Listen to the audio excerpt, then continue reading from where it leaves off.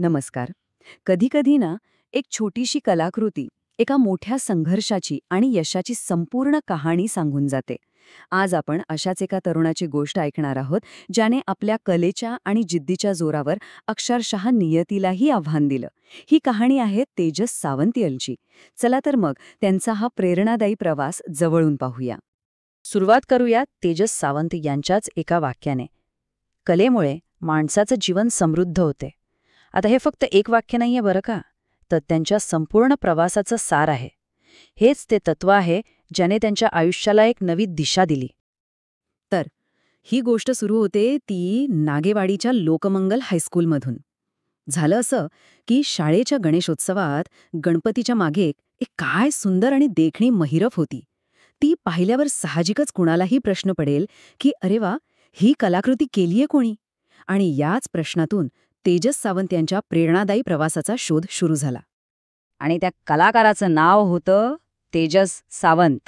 शाळेचाच एक माजी विद्यार्थी. त्याच्या गोष्टीची सुरुवात तिथूनच होते, जिथे त्याचा पाया रचला गेला, म्हणजे त्याच्या शाळेच्या दिवसांपासून. तेजसचं शिक्षण झालं त्याच्याच गावात, नागेवाडीच्या जिल्हा परिषद प्राथमिक शाळेत आणि नंतर लोकमंगल हायस्कूलमध्ये. लहानपणापासूनच त्याला गणित विषय खूप आवडायचा. त्याचा एक ठाम विश्वास होता की शाळेतले छोटे छोटे अनुभवच भविष्याचा मोठा पाया रचतात. तो नेहमी म्हणतो की त्याच्या यशाचं श्रेय त्याच्या प्राथमिक आणि माध्यमिक शाळेतल्या शिक्षकांना जातं, कारण त्यांनीच त्याला घडवलं. शाळेनंतर तेजसने इंजिनिअरिंग करायचा निर्णय घेतला. पण इथेच त्याच्या आयुष्यातलं पहिलं मोठं आव्हान उभं राहिलं. आता वरवर पाहिलं तर त्याचा शैक्षणिक प्रवास एकदम सुरळीत दिसतो, नाही का? 10वीत त्याला 79.45% मिळाले. 2016 मध्ये पॉलिटेक्निक डिप्लोमा पूर्ण केला आणि 2019 मध्ये तो इंजिनियरही झाला. सगळं काही अगदी ठरल्याप्रमाणे वाटतंय, बरोबर ना? पण हे सगळं फक्त वरवरचं चित्र होतं.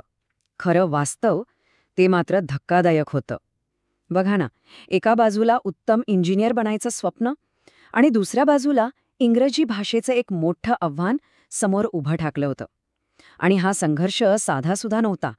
तो इतका वाढला की डिप्लोमाच्या दुसऱ्या वर्षात त्याला इयर डाऊनचा सामना करावा लागला, म्हणजे 1 वर्ष वाया गेलं. हे अपयश त्याच्यासाठी इतकं मोठं होतं की त्याच्याच शब्दांत सांगायचं तर वाटलं जीव द्यावा. विचार करा, या एका वाक्यातून त्याच्या त्यावेळच्या निराशेची आपल्याला कल्पना येते. आयुष्य संपवण्याचा विचार त्याच्या मनात आला होता. पण इथेच त्याची जिद्द दिसून येते. जीव देण्याऐवजी त्याने विचार केला, थांब, आपण ज्यात कमजोर आहोत त्यावरच लक्ष केंद्रित करूया. त्याने सरळ इंग्लिश स्पीकिंग क्लास लावला, भाषेवर प्रभुत्व मिळवलं आणि डिप्लोमाच्या शेवटच्या वर्षात डिस्टिंक्शनने पास होऊन दाखवलं. इंजिनिअरिंग पूर्ण झाल्यावर त्याच्या आयुष्यात दुसरं मोठं संकट आलं, कोविड महामारी. पण म्हणतात ना, प्रत्येक संकटात एक संधी दडलेली असते. त्याच्या बाबतीत अगदी तसंच झालं. तब्बल 8 महिने नोकरी शोधल्यानंतर त्याला एक जॉब लागला. पण नशिबाचा खेळ बघा, अवघ्या 2 महिन्यातच कोविडमुळे लॉकडाऊन लागला आणि ती नोकरी गेली. पुन्हा एकदा त्याच्यासमोर भविष्याचं मोठं प्रश्नचिन्ह उभं राहिलं. पण तेजस थांबणाऱ्यातला नव्हता. त्याने आपले मित्र शुभम हेंद्रे आणि अमर वाघमारे यांच्यासोबत मिळून एक नवीन कल्पना लढवली. त्यांनी ठरवलं की UV डिसइन्फेक्टंट बॉक्स बनवायचे. त्यासाठी लागणारं भंगार लाकूड ते शिरवळमधून 2 व्हीलरवर आणायचे, स्वतःच्या हाताने ते कापायचे, बॉक्स बनवायचे आणि कोरोना व्हायरसला नष्ट करणारे हे बॉक्स विकायचे. आणि गंमत म्हणजे ही मेहनत वाया गेली नाही. त्यांनी 1-2 नाही तर तब्बल 700 बॉक्स विकले. विचार करा, ज्या काळात अख्खं जग थांबलं होतं त्या काळात ही कमाई त्यांच्यासाठी फक्त पैसे नव्हते, तर जगण्याचा एक खूप मोठा आधार ठरली. ह्या अनुभवानंतर तेजसने मागे वळून पाहिलंच नाही. त्याने आपली कला आणि इंजिनिअरिंगचं ज्ञान एकत्र करून स्वतःचा स्टार्टअप सुरू केला आणि त्याचं नाव ठेवलं कला मंदिर. 2020 मध्ये सुरू झालेलं कला मंदिर हे एक आर्ट आणि इंटिरियर डिझाईन स्टुडिओ आहे. सगळ्यात इंटरेस्टिंग गोष्ट म्हणजे एक मेकॅनिकल इंजिनियर असूनही तेजसने कला क्षेत्रात उडी घेतली आणि हे सिद्ध केलं की जर पॅशन असेल तर करिअरची दिशा कधीही बदलता येते.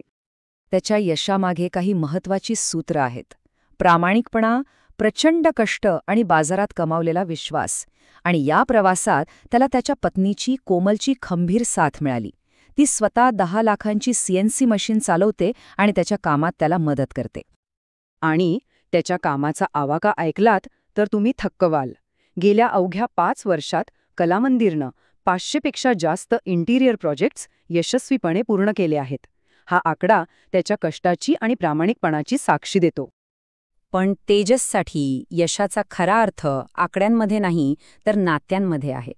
आज त्याच्या आयुष्यात एक व्यक्ती सर्वात महत्त्वाची आहे, नंबर 1 आहे, आणि ती म्हणजे त्याची 8 महिन्यांची मुलगी. तो अभिमानाने सांगतो की माझं आयुष्य नोकरीपेक्षा कित्येक पटीने मस्त चाललंय आणि ह्या आनंदाचं केंद्रस्थान आहे त्याचं कुटुंब. आणि आता गोष्ट पुन्हा तिथेच येते, जिथून ती सुरू झाली होती. त्याच शाळेत, जिथे तेजस आता प्रमुख पाहुणा म्हणून आला होता, आपला अनुभव पुढच्या पिढीला वाटून देण्यासाठी. हो, ज्या शाळेच्या गणेशोत्सवासाठी त्याने ती सुंदर महिरत बनवली होती ना, त्याच शाळेत आज तो एक यशस्वी उद्योजक आणि विद्यार्थ्यांसाठी एक प्रेरणास्रोत म्हणून उभा होता. विद्यार्थ्यांना मार्गदर्शन करताना त्याने काही खूप महत्त्वाचे मुद्दे सांगितले. तो म्हणाला, जिद्द आणि चिकाटी कधीही सोडू नका. कोणतंही काम प्रामाणिकपणे आणि निष्ठेने केलं तर यश नक्की मिळतं. आयुष्याच्या प्रत्येक टप्प्यावर एक गुरु किंवा मार्गदर्शक हवाच, आणि प्रत्येक अनुभव हा सर्वात मोठा गुरु असतो, त्यामुळे तो स्वीकारायला शिका. तेजस सावंतची ही गोष्ट आपल्याला एकच शिकवते की आव्हानं ही खरं तर संधीची दुसरी बाजू असतात. आता प्रश्न हा आहे की आयुष्यात पुढच्या आव्हानाला सामोरं जाताना त्याला संधीमध्ये कसं रूपांतरित करता येईल, जरा विचार करा.